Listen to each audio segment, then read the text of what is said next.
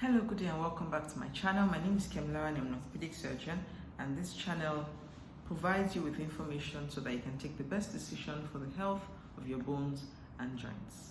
Now this video will be continuing my talk on brachial plexus injuries. Like I said in my previous videos, this is a challenging problem to discuss, and I do hope that some persons will find some benefit from listening to this. The previous video talked mainly about prevention, and I think that was probably the most important one of all the different videos. This particular video today will talk more about what to do if you do know a child or you do know a person, young adult, who has had brachial plexus injury from childhood. Now, the typical child with brachial plexus injury will present with an inability to use one of the limbs. Some of this problem is treatable, particularly if it is picked up on time. So the first thing is an early diagnosis. If you do know a baby or a young child or any child who is unable to move one limb and the limb just hangs by the side a bit obviously, then the first thing is to seek the opinion of an orthopedic surgeon and to have a diagnosis made. When these children are below the age of 3 months, the first step is to start off with aggressive physiotherapy, and the aim of physiotherapy is to make sure that the hand position and the position of the shoulder is optimized so that the hand doesn't get stuck by the side. The mom is shown ways of doing this safely and gently. The next thing, of course, is to then also try to stimulate the muscles and be sure that we see if we can sort of wake them up. Now, often this works quite well if the injury is partial or incomplete and the damage is not too bad. The next step for the older child, of course, is also to again start off with physiotherapy to try to improve the position of the limb at rest, and to also try to ensure to see if it will be possible to improve the function of the muscles. There are some things that surgery can do, and surgery again depends on what the underlying severity and degree of the problem is. For me to be able to then offer you a surgical alternative, I want to stage and see how much damage we've got, see what the investigations would show. First things first would be an ultrasound or x-ray depending on the age to be sure that the shoulder is not dislocated. For children for whom a repair is considered, an MRI would be the next step to see the outline of the nerves and to pick out where the problem is.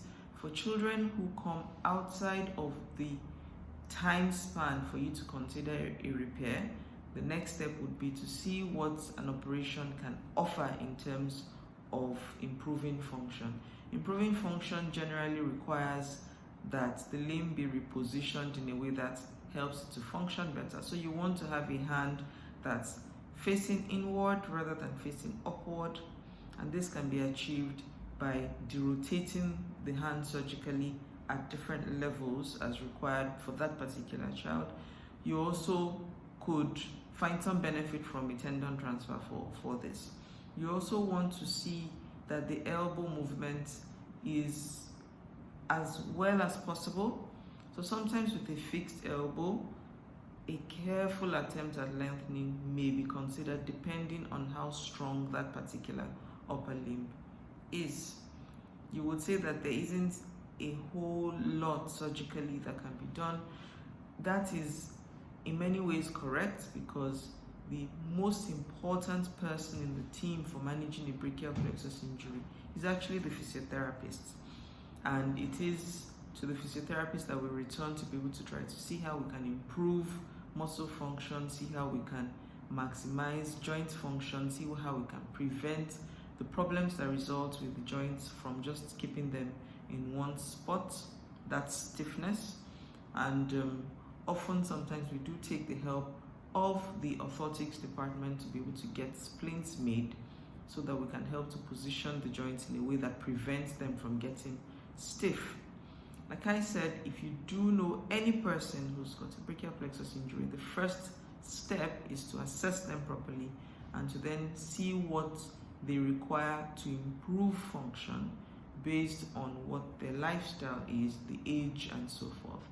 And of course, when children are younger, it's a lot better because then there is the hope that we can utilize the good aspects of the fact that they are growing to try to see if we can get return of function or recovery, and to see how we can prevent some of the problems that we know will happen with brachial plexus injury. I would be happy to provide an opinion or some help for anybody who wishes to have that for a child who has been unfortunate enough to have sustained some brachial plexus problem. And do feel free to subscribe, comment, like, and share this video. See you in the next one. Bye bye.